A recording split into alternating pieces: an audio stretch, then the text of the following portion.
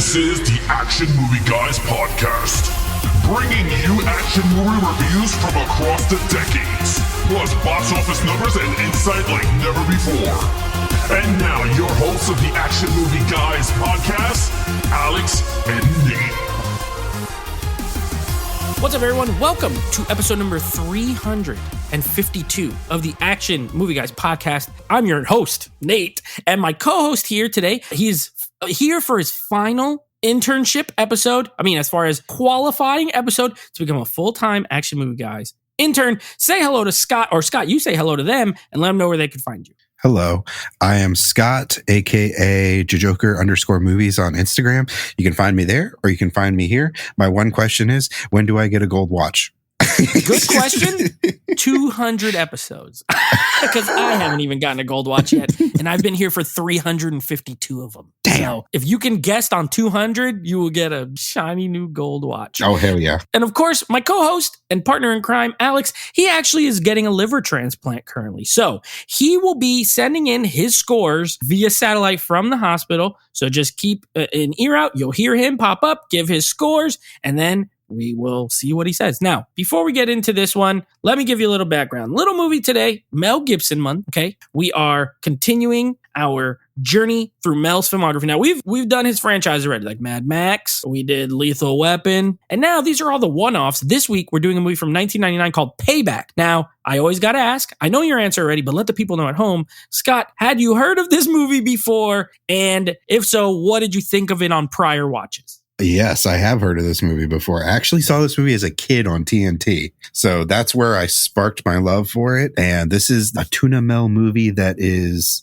not well known that I personally love. Okay, so you love this movie. Yes. And this was a first time watch for me. I've never seen this. Now, I'm going to be honest with you. I've heard of this movie since 1999, and I was only a teen. I was like 12 in 1999. But I know this movie. I know of its existence. I've just never watched it. And probably because growing up, I wasn't a big Mel Gibson fan. Mm-hmm. His movies tend to be R-rated, so I couldn't even watch a lot of them. Yeah. Like you said, you watched it on TNT. Like, it would have to be something like that. Like, I didn't even see all the Lethal Weapons till I got older. Yeah. I didn't see all the Mad Maxes until we did those last year. So, Mel Gibson, I love him now as an adult, but I just, still working my way through his filmography. So this was a first time watch. Now, we talked about if we should watch the regular or the director's cut. And initially, the consensus was theatrical because me and Alex didn't own it. And on Amazon, they had the theatrical. But then when I went to watch it today, they also had the director's cut. So I was like, okay, I just ran it by Scott. I said, Scott, which one are you watching? He said theatrical because it's superior. I said, let's just stick with that. We'll watch the theatrical. So that's what we're going to be reviewing. If you're listening to this and you've seen this movie, both versions, we will be covering the theatrical version. And I will be chiming in one thing. I did not watch director's cut. However, after watching the theatrical, I fast forwarded through the director's cut, like on 10 speed, just to look at the stills. And literally you could see the spot where, especially the third act, is like very different than this movie. And there's a couple other little changes as well. But I noticed that, and I noticed something else. So we're going to get into this review. This is a movie you love. So we're going to get right into it now. Rotten Tomato scores, 56% critic, 56% critics, and 69% audiences. So it is fresh with audiences. It's actually rotten with critics. Do you find these numbers surprising? Remember when we did get the Gringo and I said, what the fuck? Yeah, that was my answer to that. Yeah. I was like, what? How? I don't know. I think actually the critic score on the director's cut is 60. Like, it's right there at fresh. And I'm like, how? Oh, it's higher? Yeah, I think it's just a little bit higher enough to make it fresh. Interesting. Okay. That's interesting. I think you might be right. No, I think you might be right. I think the director's cut in general is viewed as the better, just like from the internet. Y'all smoking crack. But from the crackhead internet out there. So anyway, let's get into it because this is a movie you love. This is a first time watch for me. I think it's a first time watch for Alex as well. Oh, yeah. Okay, lead. We got, of course, our boy, Mel Gibson as Porter. Just Porter. Doesn't even have any other names. What did you think? Okay, so Porter, right? I'm watching this movie and I'm putting on the Action Movie Guys goggles. And I'm like, what do? He's a favorite. So I'm watching it and I'm thinking 4, right? I'm thinking he's got to be a 4, just kind of like get the Gringo. But then he does things that push it. First off, his lines in this movie are great. He saves the girl, kicks in the door, shoots the guy, and then she's like, he's like, I forgot my cigarettes. That's right. And then like he does things like when he's got the guy on the ground and he gets the information from Val, he's like, you got a light on you? He's trying to smoke a cigarette. He's like, oh no. And he goes, what good are you? And he just puts the blanket over his head and shoots him through the face. And I was like, oh. And then like when he goes to, I think the first boss guy, Carter, and he's on the phone with him, he goes, well, give me the money or I'm going to kill Carter. And the guy's like, my money. And then he goes, no. And he just shoots him right there. And I'm like, yes. And then he goes to James Coburn, one of the funniest scenes in this movie, where he's coming back from vacation. He's got those alligator suit. Oh yeah, the luggage. Yeah, he's sitting there and he shoots a hole in it. He's like, Fairfax. He's like, I'm okay. He's just over here shooting holes in my alligator suit. Man, that's just mean, man. Yeah, he was a 5. I love him. I think he's like a better version of this movie than what he is in Get the Gringo. Like he's just so cool. He wins and he's ruthless. Like, and everything that he does is all set together so that he wins in the end. It's just a 5 for me. I think he's super badass and cool. You know what? I hear you. All right, let's go to Alex really quick and hear what he thinks about Porter. Alex, what did you think? This is what I think about freaking Porter as Mel Gibson. I loved him. I thought he was really good. He was funny. A lot of times sarcastic funny. I thought he was good. He was great in the action sequences. I like that he loves the hooker. Well, he fell in love with her, but he has this one thing. He has to get his $70,000, and that is his head is set on that goal. But I kind of like Mel Gibson in this, man. I think this role is for him, and I agree with Scott. I'm giving him a 5. I like this character a lot. It's a revenge story. I love pissed off revenge guys, and this is what Mel Gibson is. So with that said, Scott said everything that I wanted to say. So yeah, man, I'm giving him a 5. Okay, for me, I hear what you're saying. Mm-hmm. And I don't disagree. And you know what? It's funny. Get the Gringo. It almost like could be a sequel to this movie. Yes. Like the character could literally be the same guy. Mm-hmm. And, because he's a criminal. So my thing with these movies and this is where it gets into like personal taste. Mm-hmm. I love Mel Gibson's performance in this movie. I think he's awesome. I agree with everything you said. I love his line delivery. And he has I'm not crazy with voiceovers, but I like his voice for voiceovers. I think we said this about the Get the Gringo. Yeah, he does that noir thing. Same crap. Yeah. Yes. He has a great voiceover voice, like narration voice. Mm-hmm. And so I do like I'm not a crazy fan of voiceovers depending, but for this, I liked it. It worked. The thing is, like Get the Gringo, I always have a hard time when the person's like a bad guy to like always all the way love. And like the guy's a bad guy. He's a criminal. He's a thief. Now, I love that he just wants $70,000. I think that's hilarious. How every time they're like 130,000, he's like, no, I want 70,000. I don't want 130,000. And James Coburn is the best, by the way. Oh, and yeah. he's just like, what? That's even worse. What do you mean you don't want like my suits cost more than that? Yeah, this is weird. And also every time I hear James Coburn, all I hear is Mr. Waternoose from Monsters Inc. Because that's how I knew him until I became an adult. So yeah, I gave him a 4. There's just not enough meat. There's no backstory. There's literally the backstory is the flashback. He's with his wife, who's also bad. He's a criminal. He gets screwed over. Mm-hmm. But you don't really know much else about him. Again, he only has one name. You don't even know his first name. Mm-hmm. I'm guessing Porter's a last name. So little details like that, for me to fully be in and think it's the greatest, for me it has to, but I get what you're coming from. I'm not really going to argue with you. I agree with everything you said, but for me, a 4. For you, a 5. Very good. Okay, now villain. Now we have a lot. Ultimately, so you have Val. He is the main antagonist for most of it. But then you also got guys like Arthur Stegman. And then you got Detective Hicks by Bill Duke. Mm-hmm. And you have Carter. And then you have Bronson. And then you have Mr. Waternoose. And there's a lot of bad guys in this movie. So what did you think of the villains? Now, this is where the action movie guys' goggles really kicked in. As much as I love this, the villains, they ain't shit in this movie. I give them a 2 because... Wow. Yeah, it was hard to do. You're breaking my heart here, man. But but yeah, I mean, Val, he does, it's not a 1, but it is a 2 because he does come up with a whole scheme to get his wife to betray him. They'll get all the money. She gets set up with heroin because she's a junkie and, and shoots him in the back. But I mean, Val does not even shoot him. It's his wife. His wife shoots him. He doesn't even do the dirty work or anything. And then the rest of the guys, they have goons to do all their work for him. Like, I mean, was it Bronson or whoever? I was going to say Bronson is... I think he's the Chris Christopherson guy. He's just standing there while his villains are breaking his toes and everything like that. So it was a 2. I mean, the villains don't really do much. It's all the goons. So it was a 2. Okay, and then Alex, what did you think of the villains in this movie? All right, so again, I'm gonna agree with Scott. I don't think the villains here are really good. Billy Duke, I mean, they have great villains here, but not utilized very well. And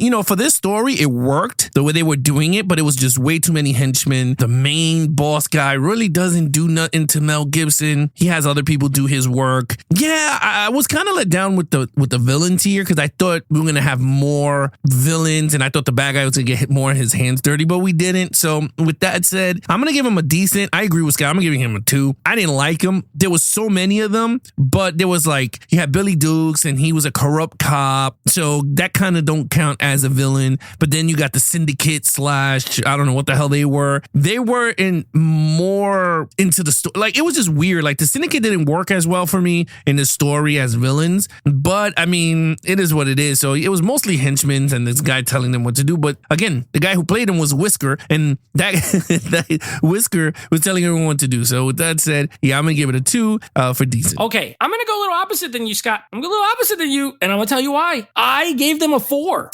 I gave them a 4. Now, I will say, true, goons, right? This is more about so they're called the outfit. Right, mm-hmm. They're like a syndicate. They used to be it's like a running joke. They keep calling them the syndicate, and they're like, it's the outfit now. Mm-hmm. Stop calling us the syndicate, right? But the reason, the one thing these villains do right is I love the personality of the villains. Mm-hmm. Now, I think Val is the worst. I absolutely hate him. I hate him. He's so annoying. He's that fake tough guy. Because every time Mel Gibson's in his face, he's a punk. But when he goes to the restaurant, he wants to fight that old man in the booth. Like, what are you looking at? What are you looking at? Mm-hmm. And he beats women. Like, he does all the stuff that a punk does. Yeah. However, I think that's the desired effect is for you to absolutely hate this guy. Mm-hmm. But everyone else, like William Devane's character, he's, I think, Carter. I liked him. Mm-hmm. I thought Carter was fun. I thought he had a lot of good, funny lines. Mm-hmm. I thought freaking Mr. Water. I'm just going to keep calling him Mr. Waternoose. Mr. Waternoose. Incredible. Like James Coburn, he's not in a lot. He's in like 2 scenes, really. But he makes a great impact even in those 2 little scenes. And it's more so like humorous. Mm-hmm. But it worked. I liked him. Chris Christopherson. I wouldn't mess with Chris Christopherson. No. Since Blade, I ain't messing with Chris Christopherson. He's an old, grizzled, angry man. When he takes his kid and, what he has the goons do to him is gross, like hammering his bare feet. Yeah. Like, they don't even show it. Starting to look like roast beef. Yeah, I hate that. That's such a disgusting description of mangled toes. So I hate that. But yeah, I liked it. And again, I think Stegman was funny. Mm-hmm. He was like a little dweeb. Bill Duke. Always great as like the crooked cops. He keeps like the whole movie's trying to find which boat he wants to buy. Mm-hmm. So my 4 is more so because I got entertainment from them than them being like traditionally like intimidating or scary villains. Mm-hmm. But so I agree with what you said. But for me, they added an entertainment factor. Oh yeah, definitely. Yeah. So there, I gave him a 4. 2 from you. All right, this is where I really want to see where you're gonna go. Let's go to the action scenes. Scott, what did you think? All right, action scenes. Well, to be completely honest, as much as I love this movie, I gave it a 3. I gave it a 3 for good. Definitely not a 4, definitely not a 5. It's got, because a lot of it is just him building up what he's going to do and setting his plan and playing along with everybody. Like he's got to get rid of the dirty cops. He's got to get rid of Stegman. He's got to get rid of, he's got to climb the syndicate ladder to get to his damn money where he wants to be. But you don't get anything really until the very end of the movie when the only shootout you get is with Lucy Liu and the Asian gang where he's driving, he goes under the car and bam, bam, bam, bam, bam. He's shooting all them. And then you get the bomb exploding at the end. I fucking love that part. That's the best part. I'm so happy they rewrote that like that. He just climbs right. I'm going to save that for story. It was a 3 for me. It was good with the story, But as far as if you're rating it as an action movie, it ain't got very much. Fair enough. All right, Alex, what did you think of the action? All right, guys. So when it comes to action, I'm going to be really honest. I was torn with here. It didn't have much, but you had explosions. You had Mel Gibson breaking in through the door to save his girlfriend. You had Mel Gibson getting slamming his car into the limousine to take the money. You got him getting betrayed, getting shot in the back. There was a lot of moments. See, this movie was more, it's kind of weird, right? It's like a noir / suspense / I don't know what you want to call it because this is a weird film, but I kind of like the action in this movie. I'm going to go 1 point higher than Scott. I know Scott gave it a 3. I'm going to give it a 4. I think it had great action for me. I think it fit perfect in this movie. So yeah, man, that scene, him breaking into the door to save the girlfriend, I thought that was cool. Oh, and then the explosion at the end, thought that was pretty cool how they set all that up. So yeah, with that said, I'm going to give it a 4. All right. For me, it's true. This is the action. There is action. So, the call, because we went on IMDb and we're like, let me make sure this even qualifies. And it does. It says action, crime, thriller, whatever. If it has action in it, there is some action in it. Mm-hmm. That's what there is. There's some action. I think the shootout is cool. The one with Lucy Liu in the van. I don't understand it in the sense of the story. Like, yeah, it just kind of comes out of nowhere, especially because she seemed to like him earlier in the movie. Like, oh, I like this guy. And then all of a sudden they come and want to shoot everybody. But we'll save that for storyline. But it is a cool shot. I love the way like he's standing behind the van with 2 guns. It reminded me of like a video game, honestly, like a Max Payne game or something. And then he's under the van. They're like, where is he? And he's shooting from underneath and all that. That was cool. I enjoyed that. Other than that, all you get is some light gunshots here and there. You get a little bit of torture. You get an exploding car. You get the robbery cool. at the very beginning when they go. Yeah, there's a car crash. Mm-hmm. There's a head-on car crash. And then there's an exploding apartment, which explosions are always good. I love explosions. Action movies, explosions. Perfect. But I gave it a 2.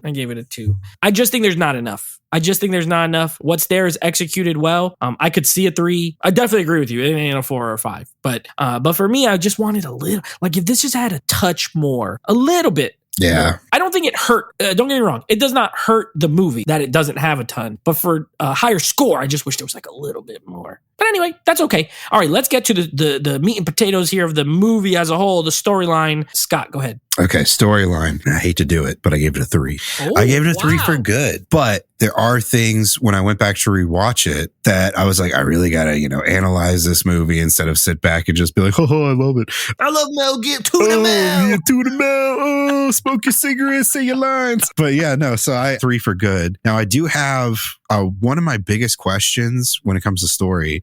So at the beginning, he's shot, he's on the ground, and he's like, for people in my line of work, it's hard to get quality health care. So I'm like, okay, who the fuck brought you to that guy? You were lying dead in the parking lot. That's my biggest question. Yeah, that was one of my biggest questions. I'm like, if somebody just found you laying out dying, they would take you to the regular hospital if they're a regular person. How did you end up on that guy's table and he's pulling the bullets out of you? That, and I do like with the Lucy Liu thing, like, where did that come from? Why does she care about this so much? I mean, maybe she was offended when she's like, hey, I got extra time. He goes, so boil an egg. Like, yeah. So I gave it a 3. I do really, but the best part of the story, it tickles my pickle every time. When he crawls through the car, he's got smashed toes, and the bomb is right there from earlier in the movie, and he's just ring, ring, ring, and he's like, hello? And he's like, I told you not to trust me. And then yeah. Oh, love it. But I had to be realistic, so it's a 3. Oof, a 3. Okay, very good. Alex, what did you think of the storyline here? All right, guys. So storyline, I'm going to give it a 4. I think the storyline is great. I love a great revenge story. I thought it actually made sense to me. I had fun with it. I thought Mel Gibson portrayed the character very well. I thought the villains did their part. I love the comedic tone / noir of the film. I enjoyed the amount of action it had. So for me in storyline, I think it gave me everything I needed to enjoy the film. So with that, I did not see the director's cut. I want to check out the director's cut because I want to see the difference between the two. But for right now,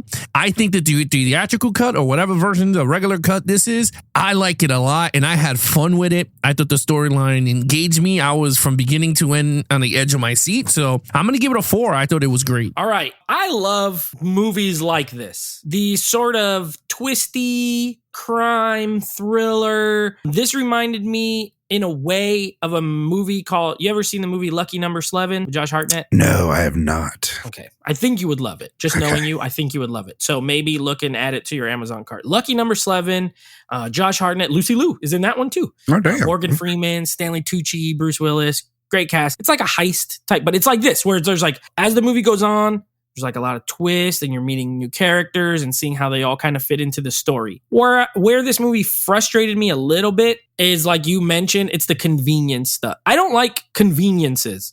So you're right. You get shot in the back. You can't even move. You're like literally left for dead. Got the bullets taken out. How? Where? Just happened. Okay, cool. And then also you have the Lucy Liu thing bugged me because literally they're there. He's in trouble. The guy got a shotgun pointed at him. Whoop! Here comes a van out of nowhere. Chinese gang, and they know where they are. And they're like, hey, and then you start shooting at them. Like, okay. So the movie bails him out a few times by no doing of his own.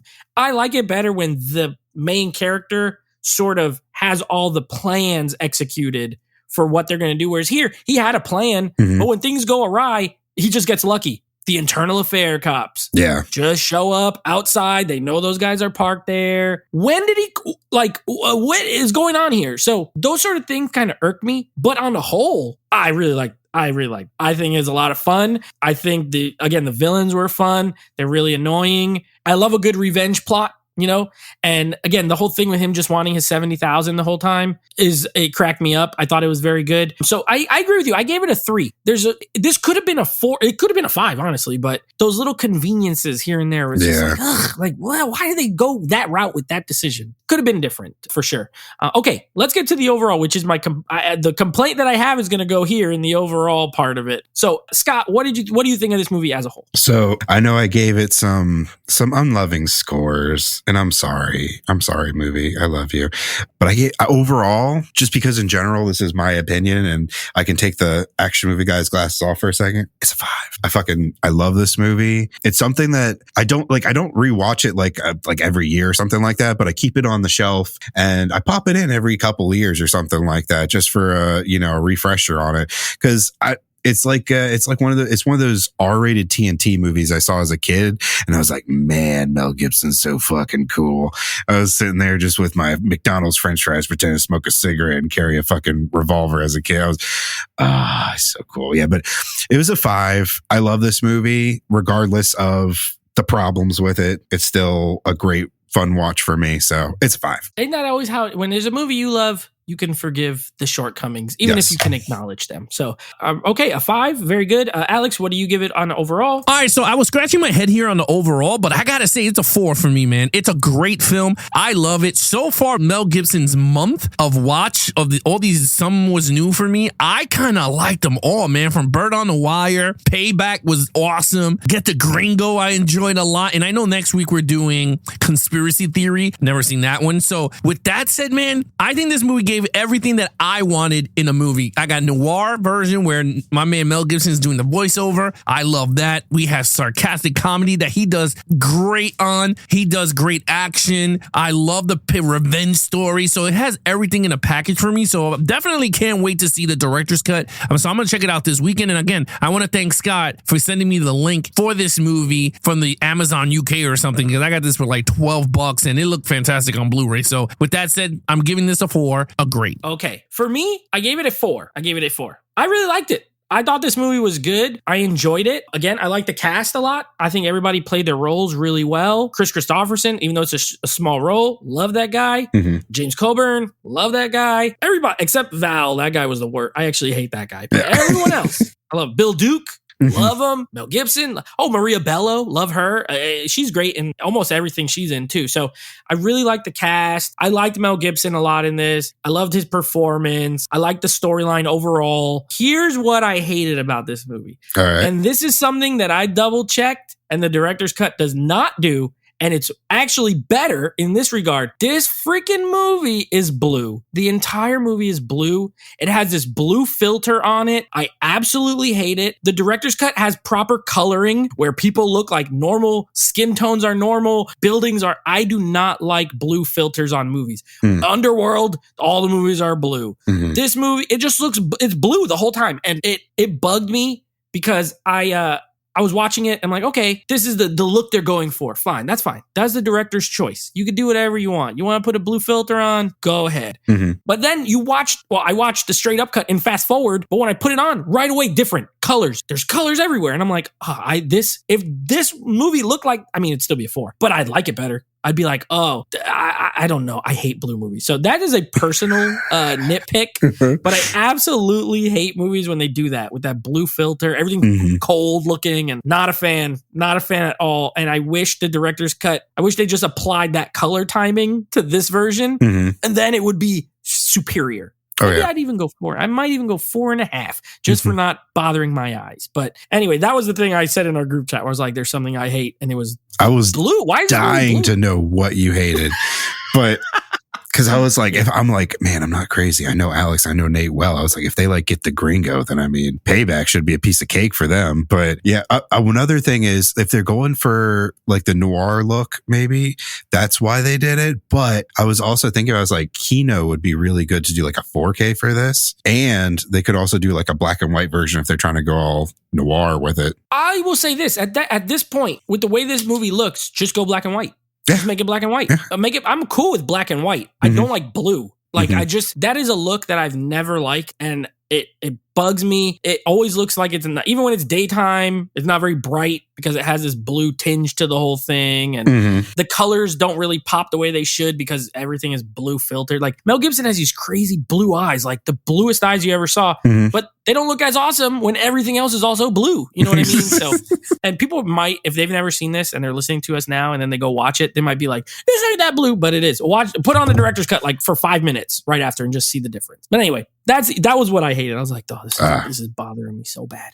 But other than that, very good movie. I enjoyed it. Would definitely watch again. Scott, what is your total points for this one? My total points is 18 out of a 25. 18 out of 25. Alex, what is your total points? Well, my total points is 19 out of a 25. Okay, I have a 17. So we're close again. I got a double 17s this week. Both movies with the same score, but the categories were all different. So yeah, this was Mel Gibson month so far has been bearing fruit. I think there's not one we didn't like. Get the Gringo was good. Bird on a Wire was like surprisingly fun. This movie was good. So pretty good. Now, here's what we got coming up. Next week, we will be wrapping up the Hobbit trilogy with the Hobbit Battle of the Five Armies. And the name has battle in it. So maybe this is where the action rises to the top. We'll find out. And then we are wrapping up Mel Gibson month. It's our last Tuesday in the month of April. There was 5. So we had 5 movies. We're going to be doing a little conspiracy theory starring Mel Gibson, Julia Roberts, directed by Richard Donner. Scott, have you ever seen that movie, Conspiracy Theory?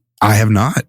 There you go. So maybe check it out at home. And when the podcast episode comes out, you could score along with us. If any of you guys haven't seen any of the movies, that's why we always like to let you know at the end of the episode what's coming up. That way you get time to watch them and then score along with us. And then you won't be spoiled because we do spoilers here. So you'll be less spoiled when you actually watch it. And then after that, we will be announcing our next franchise and our next other movie month. So anyway, I am your host, Nate. Scott was my co-host. Again, you can find him at JoeJokers_movies, right? Is that correct? Yes, Jokers_movies. Yeah. _movies on Instagram. He posts movie review, little short reviews and hauls and all that kind of stuff. Give him a follow there. And of course, I'm going to go ahead and let Alex take us home. All right, guys, you guys want to follow us in our social media accounts? Please follow Nate over on Instagram at Netflix Reviews. Check out the podcast with him and his friends called Netflix Movie Reviews. Nate goes live every other Monday at 9 p.m. Eastern on his Instagram account, Netflix Reviews. Anything AMG Podcast, you can follow us on Instagram at Geeks and Flicks. And of course, we are on YouTube. So you can go to www.youtube.com/@Action Movie Guys. Subscribe there if you're not. Other than that, man, be awesome to each other and geek out.